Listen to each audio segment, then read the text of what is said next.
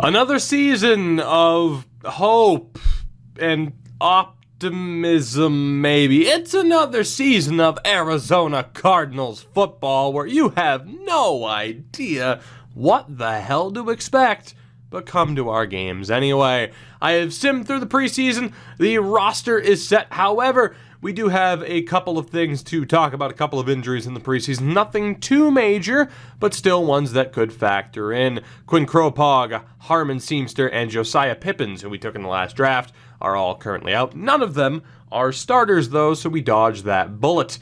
We, as you would have seen, have an 80 rated team, 83 offense, 83 defense. How that comes out to an 80 rating, I have no idea. This is the squad that we're going with, though. The offensive line is Jensen, Ramsey, Gallarda, Schuleter, and Ramirez. Sapp is going to be the first tight end option with Reynaud Marshall there as well. Wide receiver core, you already know it's Wilson, Mack, Farrell, and Lewis. Massey, who we took at running back, of course. Let's hope he turns into a bit of a superstar. McCormick at a 90, Person also there at a 75. Defensively, we start on the D-line with King, Christie, Gilmore, and Brooks, although we are still running the Patriots playbook, so we might see more of a 3-4 on occasion. Of course, you still have Meyer, Cole, DeVree at corner. Of course, we also have him as the backup safety behind Griffith and Ross. Linebackers being led by Gardner, Klemm, and Morgan. Of course, we also have Nolan and Larson there as depth options. Special teams, of course, being led by Bruce Tootin, but we have a new kicker in Fane, a 73 overall. R.I.P. Grant Frome.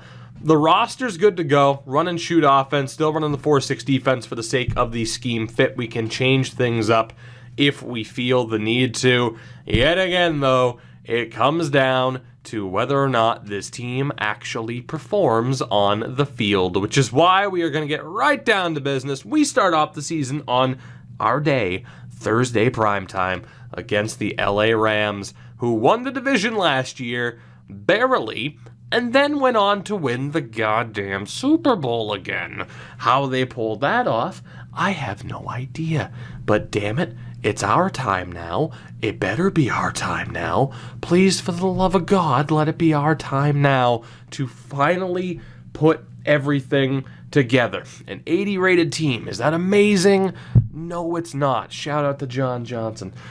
Is that an amazing rating? No, but again, we've seen it time and time again now, season after season. A lot of these other teams as well, they're not filled with superstars. We can do this. We can make this happen. Go out there and get it done. By giving up a touchdown on their opening drive, we respond with one of our own, however, and reach the end of the first quarter, tied at 7. To halftime we go. We're up 14-7, although the Rams are going to strike back with a touchdown of their own. 14-all at the half. Let's sim through the third. Who will take the lead? The answer is Los Angeles, 21-14.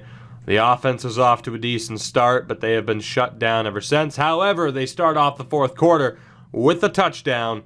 We're tied at 21 apiece. This could go anyway. Clayton Massey with a touchdown. That may have been his first career touchdown as well. The Rams are forced to punt. Let's see if the offense can get something going here. They cannot, and the ball's only hit back to the 42 off of that punt. The Rams will take advantage of the short field. They put up a field goal, 24-21. Time for the offense to get going, and they do. Well done. 28-24, capped off with a 7-yard touchdown pass to Jamius Mack. 28-24 here with just under 4 minutes to go. Let's see what the Rams can do. The answer is nothing, and if we play this wisely, this could be the game. And it is. The Arizona Cardinals start off the new campaign with a victory over the defending Super Bowl champion Rams. 28-24 off the back of a fourth quarter comeback. That is an interesting way to start the year and certainly sets the stage for future disappointment in the next few minutes. Joey McCormick, not a great rating, 30 of 48, 365 yards of 3 touchdowns, but 2 interceptions on the day. Clayton Massey, 18 carries. We only saw one attempt from DeMarcus Reynaud, but 18 carries from Massey, 63 yards, and his first career touchdown. Receiving-wise, Mack and Wilson led the way. Wilson over 100 yards receiving. The touchdowns to Sapp, Wilson, and Mack. Those are the big three up front. Blocking-wise, the O-line did okay. Ramirez and Gallarda allowing the sacks in that game. Defensively, Darian Meyer had himself a good game. Couple of tackles for loss, couple of sacks in that game. No interceptions. And Evan Fain, the rookie out of Auburn, was not called upon. That is a decent way to start. However, in prior seasons, we have had wins against the Rams, and it's gone on to do nothing for us. It's just been a blip on the radar in the past. We will hope here, this Week 2 matchup against the Bears, that we can prove that that wasn't a fluke, and we can make things happen. I suppose time will tell. I wanted to take a look not at schemes, although again, we're running exactly what I said we were running. I'm mainly intrigued whether or not to really kind of customize more things. I think we'll be okay, though. Let's do this. We're on the road again. Soldier Field, a 6 overall point advantage on our night, Thursday prime time. This is our day, our time slot, same bat time, same bat channel. Let's start off this season 2-0, picking up a big win against the Rams, and now hopefully beating Dak Prescott and the Chicago Bears.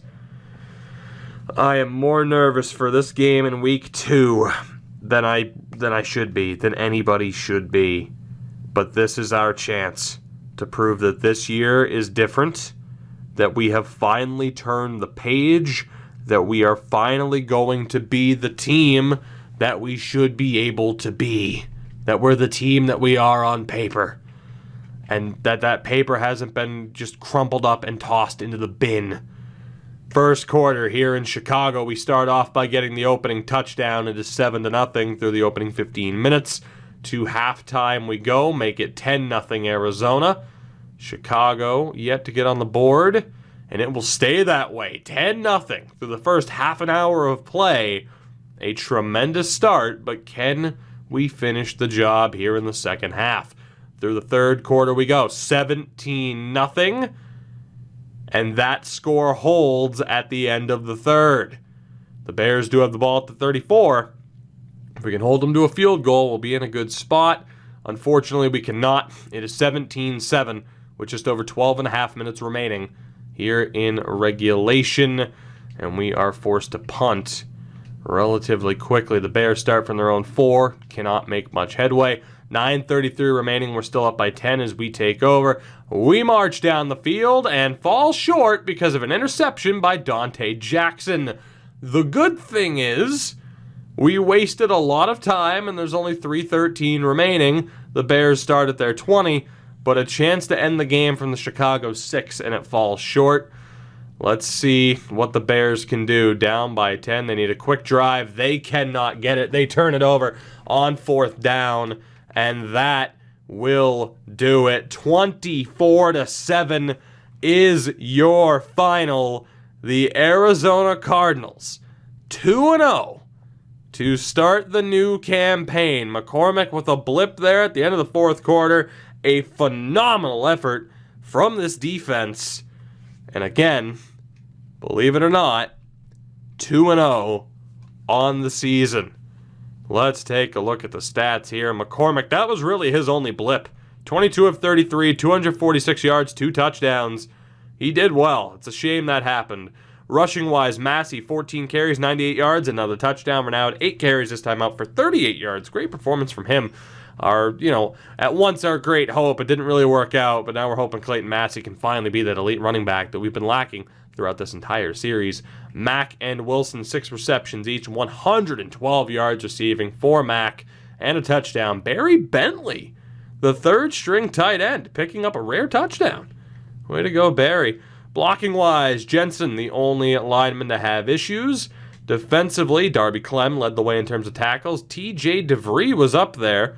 Hopefully not due to injury, but again, he is the third string corner, so I can imagine why he would have gotten some playing time. Quite a few tackles for loss. 4 sacks on the day, including one for Beatty, third string defensive tackle. So the depth right now, getting opportunities to succeed and being successful in the process. Le'Veon Cole with an interception, and Evan Fain hit his first ever field goal. We are... Whoa. Did they fix kick and punt return? They finally fixed the tracking for kick and punt return, huh? Good for you, EA. Good for you. Don't know when the hell that happened. Well, then again, whether or not anyone ends up with a touchdown, probably not. Le'Veon Cole's going to go back up to a 79 here, which is pretty nice. Long-standing members of this team holding on for dear life.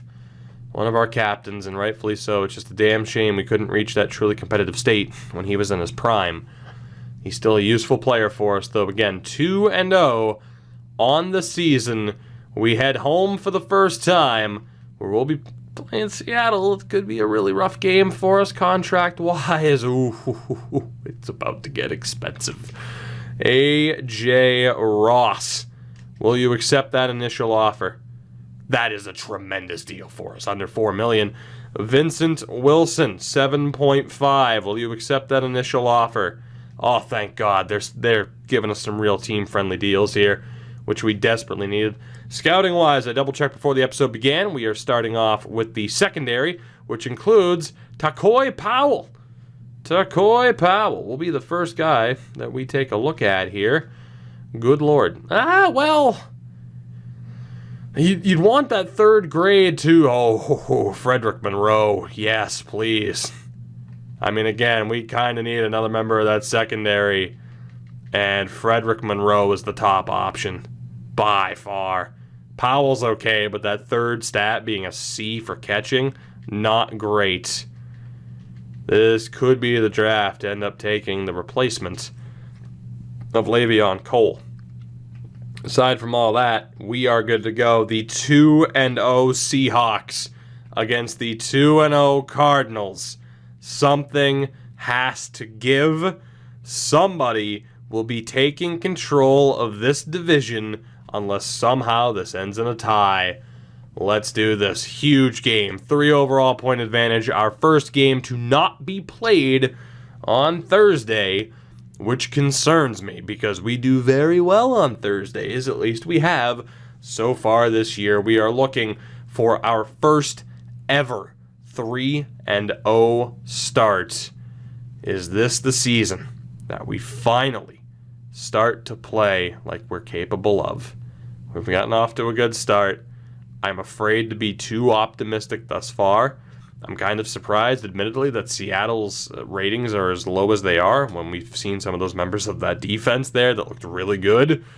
Let's see what happens.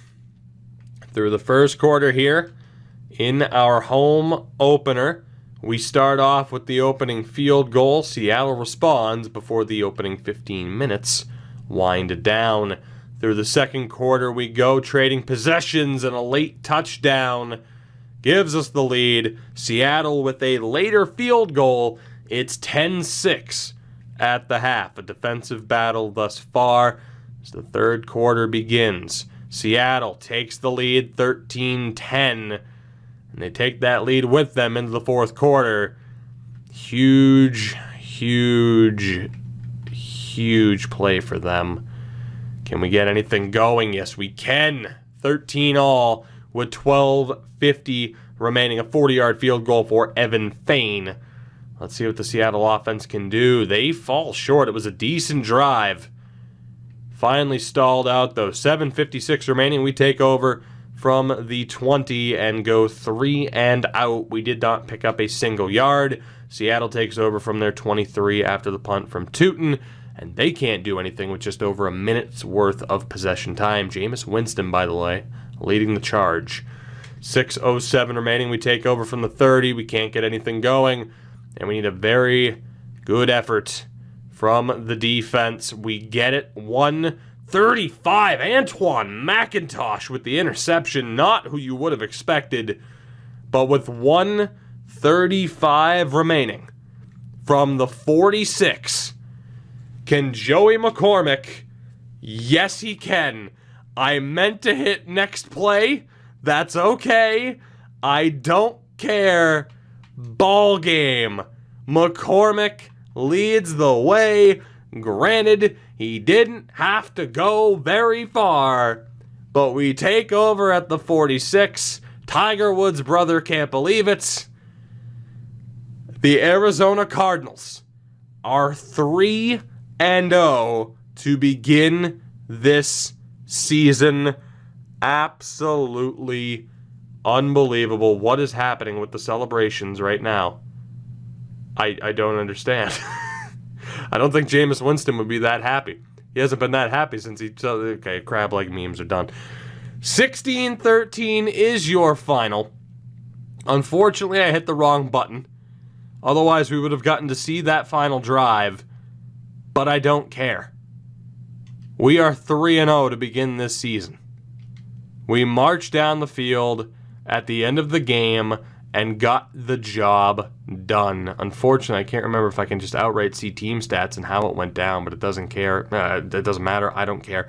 Fane hits the field goal with 8 seconds remaining in the first quarter to get us going, and then his time expires from 27 yards. Evan Fane and company get the job done. McCormick, 21 of 36, 255 yards, 1 touchdown, no interceptions. Massey, 16 carries for 56 yards. Reynaud had a bit of a rough game. Receiving-wise, Farrell and Sapp with 6 receptions each. Farrell led the way in terms of yardage, but it was DeMarcus Reynaud who picked up that receiving touchdown. Blocking-wise, bit of a rough game. Only 2 sacks allowed from the O-line, 1 allowed by Massey. Defensively, you admire Klemm and Cole leading the way. Couple of tackles for a loss, only 1 sack on the game. It was Demetrius Brooks. Interception for Antoine McIntosh, the 8-year pro, one of our biggest draft disappointments. But he came up huge today with that pick that helped seal the deal. Evan Fane, 3 for 3. Bruce Tootin over 350 yards worth of punting. But we are 3-0 to begin this year. We take sole possession of first place in the division. And we have another 2 home games coming up before our first bye week of the season. An incredible start. Jamius Mack, will you accept our initial offer, which I'm scared to give you because you're going to plummet in terms of rating, but I have to sign you because you're that important to us. Mack accepts. We have some other big contracts. There are some players who may need to be traded to make sure that we can afford said contracts. Let's take a look at the scouting, shall we? We will continue to scout out the secondary here. And in terms of talent, we're going to just go from the bottom. Shout out to Corliss Farmer. And in fairness, this could be a decent draft amongst members of the secondary. I'm going to scout out every single corner who is projected to be drafted this year. The 2-1 Lions visit the undefeated 3-0 Arizona Cardinals. We have a 3 overall point edge as a team. We have momentum on our side. We are finally playing to that level. But now it's a matter... God, I wish we drafted Adonis Steed. Now it is a matter of whether or not we can keep it up. And I did notice too, tight end-wise, like 50 blocking. That could certainly be a factor. Having to rely on tight ends to block. Certainly not a Gronkowski type in terms of an elite blocker and an elite receiver. Here we go. We're looking for 4-0. Let's see how this goes down. Through the first quarter, as we host Detroit, we pick up the opening points with a touchdown. Detroit responds with a field goal, 7-3. The end of the opening 15 minutes. Onward to halftime we go. Now 14-3. Detroit responds. It's 14-10. And a late touchdown. 17-14. The defense cannot hold up. And shockingly, I'd say, Detroit takes the lead into the half. We'll see if we can respond to begin the third quarter. Not immediately and not at all. 17-14 with 15 minutes remaining. Detroit threatening to score, and they do 20-14 with 12 minutes remaining here in regulation, but a quick march down the field gets us a field goal. And it's a drive that fell a little bit short, forced to kick the 31-yarder. It's a 3-point game, though, with 9:20 remaining. Detroit marches downfield to get the touchdown, and with 4:52 remaining, we are down by 10. We need a quick strike, and instead we go 4 and out, and we are going to lose for the first time this season. 30-17 now for the Lions. It's a 13-point game, and that's it.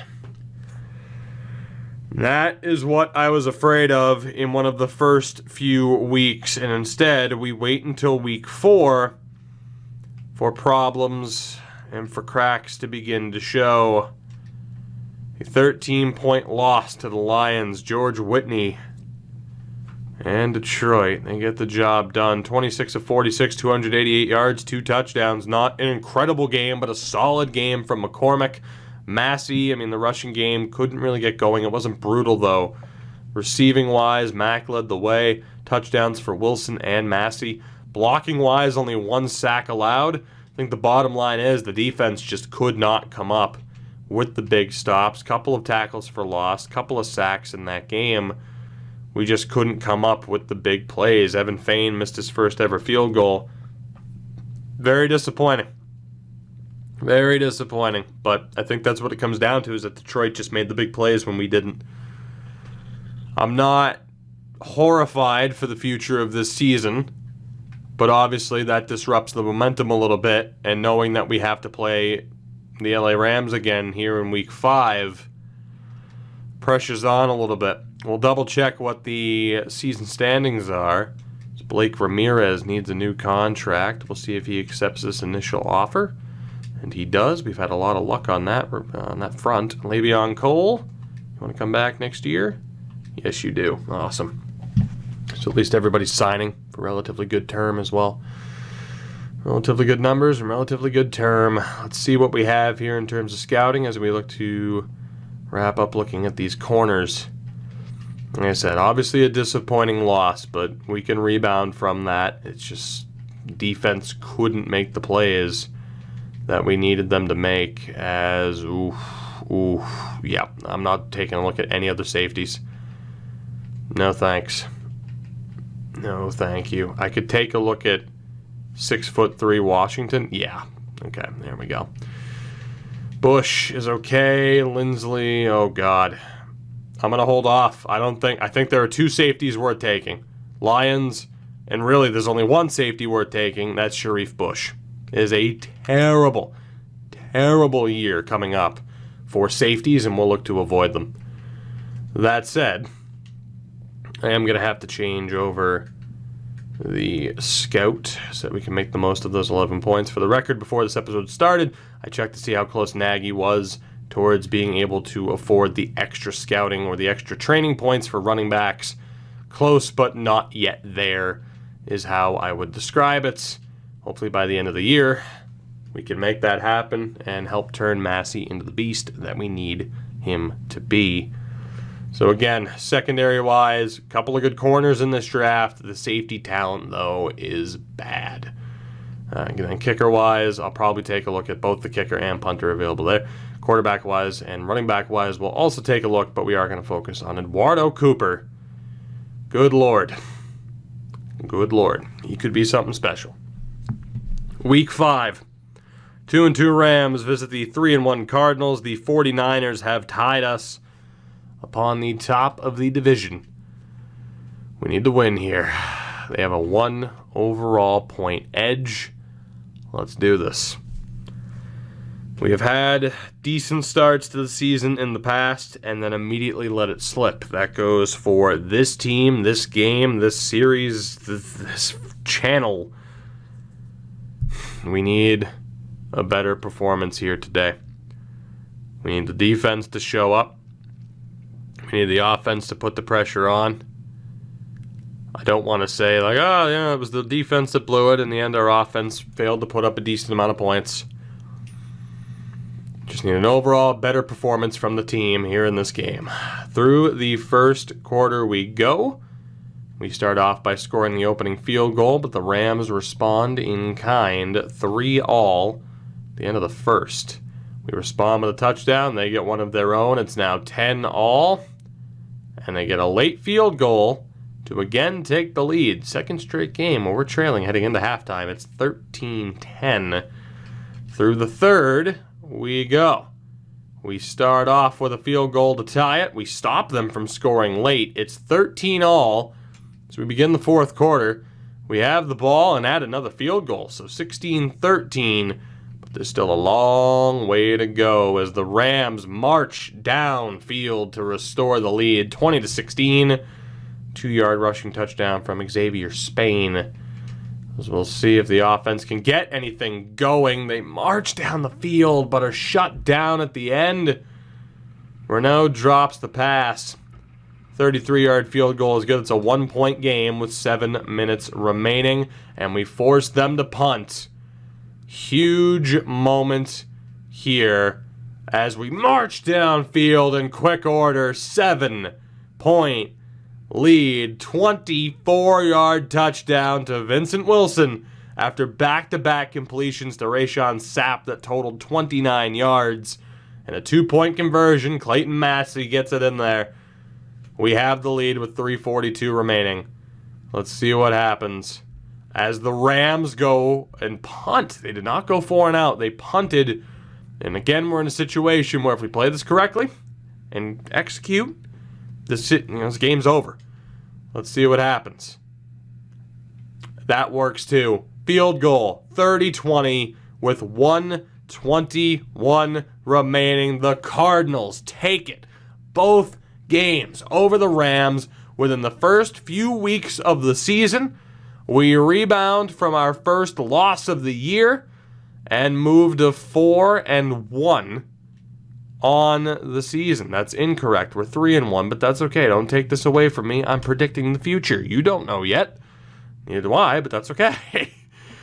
Oh, man. McCormick, 23 of 42, 313 yards and a touchdown. Not bad. Massey, 38 yards and a touchdown on 14 carries. Reynaud had himself a half-decent game as well. Mack may be injured, but he led the way with receptions with 8, 123 yards as well. The lone touchdown, though, for Vincent Wilson. Blocking-wise, Ramirez, Schuleter, and Ramsey all had 1 sack. Defensively, DeVry and Klemm led the way. Quite a few tackles for loss. Couple of sacks on the day as well. And interceptions from Meyer and Klemm. Fain, 5 for 5 with the field goals. And that helped us get to where we need to be. Again, 3-1. Tremaine Morgan with an upgrade point. That will be extremely helpful, as we'll, of course, make him better as a run stopper. That gets him up to a 77 overall. +2 play recognition. Just +1s across the board from there for the second-year pro. We do have an injury. It is Mack. And he'll be out for the next few weeks. Now, it's a good time to have a bye week, but we just lost, arguably, our best receiving threat. He's not the highest rated, but Mack means a lot to this team. And being without him for the next 3 games, that is going to be rough. I cannot believe Frank King's asking for a 3-year deal. I'm going to give it to him because, again, I am allowed to trade players. Just package him with a 7th, get rid of him. But obviously, it's a little bit devastating for certain depth players or, low-end starters to be asking for the amount of money that they're asking for, because it's going to severely complicate me being able to keep them. Quarterback-wise, I'm going to take a look just to see if anyone, no one's can't miss. I'll just shout out to Corey Rambo. Running back-wise, there's enough of them that I'm at least going to take a look, especially, too, because one of them could fall, and there's a decent chance that I'm going to end up trading Reynaud and... oh, god damn it, what the hell is his name? Our third-string running back, Hughes. Jamon Hughes. So, we'll scout out the running backs from there, but quarterbacks I'm not too concerned about. So, wide receiver it is. Cooper, it's interesting. Maurice Reed. My god. Okay, well, I think we're going to have a big-time choice to make, aren't we? Between receivers and a shutdown corner. To week 7 we go. Again, we will be without Mack for this game against Minnesota, the next week against Atlanta, and in week 9 against Green Bay. We do have an upgrade point, though, for Skandrick, who is not ours. So we'll just go ahead and auto-upgrade that. Doctors have cleared Mack, but there's no chance in hell he starts. No chance now. The injury rating would only be down to a 79, but I refuse to play him while injured. There's no way. I don't want to risk it. Simply don't want to risk it. We'll see what the contract negotiations are. It is Jamon Hughes, who again might end up being traded. I'm still going to re-sign him for the moment, but you can see that the cap room is slowly dwindling away. And to be honest, I think we'll just let go of Jamon Hughes if he wants a little bit more money than that. God, he's just, I mean, he'll be nice to have for depth, but let's be honest, I'll probably end up taking a running back in this upcoming draft. Maybe even later on just to replace him. Wideout-wise, Lord knows we have some options. It'll just be a matter of who we take and when, more than likely. As we'll continue to scout those out. We'll still have time to scout out everybody that we need to. We are set up to play the 2 and 4 Vikings. We are alone at the top of the NFC West for the first time. We are currently, essentially, tied for the best record in the NFL alongside the team that beat us, the Detroit Lions. Is this the year? Is it finally our time? We have a top 5 defense right now and hopefully a top 10, a little bit outside of top 10 offense. Is this finally the year? It was a damn good start. But will that momentum continue next time out? I can only hope.